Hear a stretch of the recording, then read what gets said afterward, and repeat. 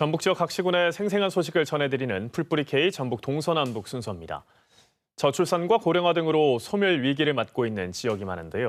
순창군이 영유아부터 어르신에 이르기까지 특화된 복지 정책을 추진해 인구 증가 등의 효과를 얻고 있습니다. 유진휘 기자가 취재했습니다. 3명의 대학생 자녀를 키우고 있는 주부 이경자 씨. 이 씨는 해마다 자녀들의 학비와 생활비 등으로 인한 경제적 부담이 컸지만 순창군이 지난해부터 지역 출신 대학생에게 학기당 최대 200만 원의 생활비를 지원하면서 한결 부담을 덜었습니다. 이 씨 자녀처럼 군으로부터 생활비를 지원받는 학생은 올해 상반기까지 1,600여 명에 달합니다. 생활지원금을 지원받고 나서는 그래도 이제 그런 부담에서 좀 벗어난 것 같더라고요. 그냥 학업에만 열중하면 되겠다. 초등학생과 중학생, 자녀 3명을 키우는 이민선 씨도 매달 아동행복수당으로 30만 원을 지원받고 있습니다. 고등학생까지 지원되는 이 수당으로 자녀들이 취미 생활을 하거나 학용품을 구매할 때 쓸 수 있어서 생활에 큰 보탬이 되고 있습니다. 안경 구입이 됐든 이렇게 폭넓게 사용할 수 있는 그 상품권화가 됐어요. 아이들한테 이왕이면 더 사용하기 위해서 쓰려고 해. 사실 헛도로 쓸 수 없는 돈이라 생각해요. 2해 전부터 이른바 순창표 보편적 복지 사업을 추진하고 있는 순창군. 영유아와 청소년, 대학생뿐만 아니라 청년 근로자 종자통장 지원과 농민 기본소득금 확대, 노인 일자리 사업 등 복지 사업이 촘촘하게 추진되면서 주민 만족도도 높아졌습니다. 지난해와 올해 상반기에는 인구까지 늘면서 촘촘한 복지 혜택으로 지역 소멸 위기에 대응해온 순창군의 노력이 어느 정도 효과를 보고 있다는 분석입니다. 인구를 유지시킬 수가 없기 때문에 보편적 복지를 통해서 이러한 제도들을 보고 외부에 있는 분들을 순창으로 유입시키기 위한 정책이다. 순창군의 보편적 복지 사업이 주민의 삶의 질을 높이는 데 이어 비슷한 위기에 처한 인구 소멸 지역에 대안이 될지 주목됩니다. KBS 뉴스 유진휘입니다. 네, 이번에는 순창군의 특화된 복지 정책이 어떤 효과가 있고 또 보완해야 할 과제는 무엇인지 순창군 최영일 군수와 함께 자세히 알아보겠습니다. 군수님 어서 오십시오. 네, 안녕하세요. 예. 반갑습니다. 네. 순창형 보편적 복지 정책의 민선 8기 핵심 공약 중에 하나지 않습니까? 네, 그렇습니다. 영유아부터 어르신까지 국민들에게 모두 고른 혜택을 준다는 취지인데 네. 다시 한번 좀 여기에 대해서 설명을 해주시죠. 민선 8기 순창군의 핵심적 가치는 우리 국민들이 행복하게 지낼 수 있도록 하는 것입니다. 그중에 가장 중요한 것이 보편적 복지인데 그 보편적 복지에서 국민들의 만족도를 높이는 것, 국민들의 삶의 질을 높이는 것이거든요. 이러한 궁극적인 목표를 설정해놓고 우리 국민들께 선거 당시 공약했던 것들이 아동행복수당, 대학생 생활지원금, 청년 종자통장, 그리고 농민수당, 그리고 노인 어르신들의 일자리에 이르기까지 이런 보편적 복지와 관련된 공약을 통해서 만족도를 높이고 삶의 질을 높임과 동시에 우리 지역을 떠나지 않고 계속해서 순창군에 거주하면서 또 이러한 정책들을 통해서 외부 타 시군에서 인구가 유입되게끔 하는 정책들이다. 이렇게 이해하시면 되겠습니다. 예. 근데 한 발표에서는 요람에서 무덤까지라는 표현도 쓰셨는데 네, 그만큼 좀 그렇습니다. 처음 눈길을 끌었던 복지 정책 중에 하나가 이게 아동행복수당이지 않습니까? 네, 그렇습니다. 전국에서 처음 시행이 됐었는데 이 외에 또 호응이 좋았던 정책이 있다면 어떤 게 있을까요? 이 아동행복수당은 전 세대를 아우르는 것이긴 하지만 굉장히 이 보편적 복지의 핵심은 아동행복수당이 제일 기본이고 그 다음에 우리 국민들께 가장 국민들의 호응이 좋았던 것이 청년 종자통장입니다. 예. 도시와 시골 간의 임금 격차가 굉장히 크지 않습니까? 그래서 도시로 일자리를 찾아 떠나는 경향이 굉장히 높고 그래서 우리 순창군에서는 개인이 15만 원을 적금을 들면 매월 순창군에서 30만 원 적금을 들어주는 것이 청년 종자통장의 목적인데 2년 동안에 한 개인이 360만 원을 적금을 넣으면은 우리 순창군에서는 720만 원의 플러스를 해주는 거죠. 그래서 2년 후에는 1,080만 원 플러스 이자까지 포함해서 목도리를 마련해 줄 수 있는 그런 기회를 드리는 거죠. 청년들한테 아주 호응이 좋습니다. 예. 뭐 농촌 유학생도 늘고 있고 대학생을 위한 또 지원금도 있지 네, 않습니까? 그렇습니다. 대학생 생활지원금은 결국은 농촌 경제가 굉장히 어렵다 보니까 부모들로 하여금 그런 경비에 대한 부담을 줄여주는 것이 가장 큰 목적이 있거든요. 그래서 순창군에서 초, 중, 고등학교를 졸업한 학생이 대학에 가면 학기당 200만 원씩 8학기 동안 1,600만 원을 지원하는 그런 제도입니다. 예.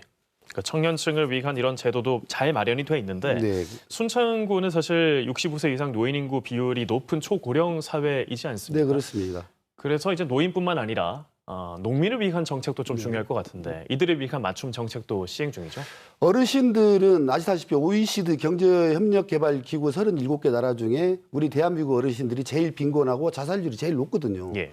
거기에 따라서 이 어르신들한테 어떻게 하면 주머니 용돈을 채워드릴 수 있는 정책들이 뭘까라는 것에서 착안해서 정부에서 시행 중인 노인 일자리를 과거에는 우리 순창군은 1,280개밖에 운영을 못했어요. 예. 그래서 제가 취임과 동시에 3,000개까지 일자리를 늘리겠다. 이런 공약을 통해서 지금 순창군 어르신들이 약 10,000여 명 정도가 되는데 약 3,000여 명의 어르신들이 한 달에 작게는 30만 원, 많게는 76만 원까지 매달 용돈 성격으로 일자리에 참여해서 돈을 받다 보니까 어르신들의 만족도가 굉장히 높고 농민들과 관련된 부분에 있어서는 우리 순창군이 전형적인 농군이지 않습니까? 이상 기온, 이상 기후로 인해서 갈수록 농업 소득은 떨어지는데 어떻게 이 농민들한테 기본소득 개념으로 우리가 보전을 해줄 것인가? 여기에 착안해서 전라북도에서 24만 원, 각 시군에서 36만 원을 부담해서 60만 원을 농민수당 성격으로 매년 지급을 하고 있습니다. 그래서 저는 이거를 제 임기 중에 200만 원까지 확대를 하겠다 이런 공약을 했거든요. 예. 그래서 22년도에 80만 원, 23년도에 120만 원, 올해 목표액이 160만 원입니다. 그래서 가뜩이나 어려운 농업, 농촌, 농업에 종사하시는 분들한테 마중물이 되는 역할을 하고 있다 이렇게 말씀드리고 싶습니다. 사실 많은 지자체가 인구 소멸에 대해서는 비슷한 고민을 하고 있지 않습니까? 네, 그렇습니다. 예, 이런 보편적 복지 정책이 과연 효과가 있을까 이렇게 관심을 불러일으키고 있는데요. 실제로는 좀 어떻습니까? 저출산 고령화로 인해서 구조적으로 군단이 특히나 시골에서 인구가 늘 수가 없는 구조입니다. 예. 2021년도에는 저희가 불행하게도 대한민국 인구 총조사에서 인구 감소율 1등을 하는 그런 불명예를 안았거든요. 그래서 어떻게 하면 우리가 인구를 유지시키거나 인구를 늘릴 수가 없으니 복지 정책을 통해서 인구를 유입할 수 있는 정책들을 해보자 해서 아까 방금 전에 앞에 설명드렸던 그런 복지 정책들을 시행하게 됐고 시행 결과 2023년도에 저희가 자연 감소, 즉 사망자가 434분이었어요. 출생하는 79명이었고 그런데 다행히도 전출보다 전입이 392명이 많아가지고 전년도에는 37명의 소폭 인구가 늘었고 2024년도에는 8월 15일 기준에서 자연 감소 사망자가 267명이고 출생아 수가 51명입니다. 그런데 올해도 역시나 전출자보다 전입자가 현재 275명이 많아가지고 현재까지 인구가 올해 73명이 늘었고 2022년도 말 대비 현재 인구가 110여 명 정도 늘은 그런 효과가 있었습니다. 예.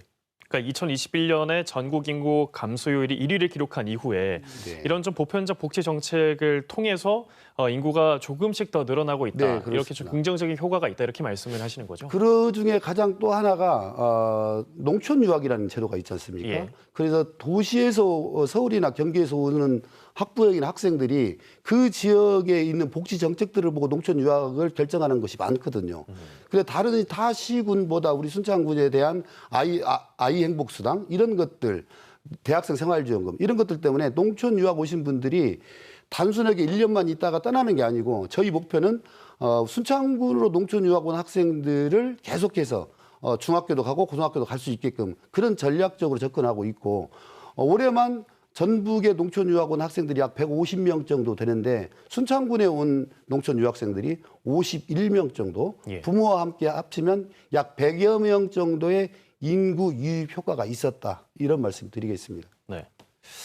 사실 이제 여러 가지 정책들이 이제 시행이 되면서 순창군의 인구도 조금씩 늘고 있고요. 근데 여기서 보면 이제 직접적 지원이 좀 많은 것 같습니다. 사실 그러면 재원도 마련을 해야 네, 되고요. 그렇습니다. 현실적으로는 좀 여러 가지 벽이 있을 것 같은데 네, 네. 앞으로는 좀 안정적으로 이런 정책들이 유지되기 위해서는 어떤 계획을 갖고 계신지도 궁금합니다. 앞에서 설명드린 그런 복지 정책들을 실현하기 위해서는 반드시 보건복지부 사회보장위원회의 심의를 받아야 됩니다. 근데 지금 상당히 심의 받기도 어렵지만 이런 심의 과정을 통과한 이후에 이런 복지 정책들을 시행하기 위한 재원 조달 방법의 문제에 있어서 굉장히 어려운 부분이 있거든요. 예.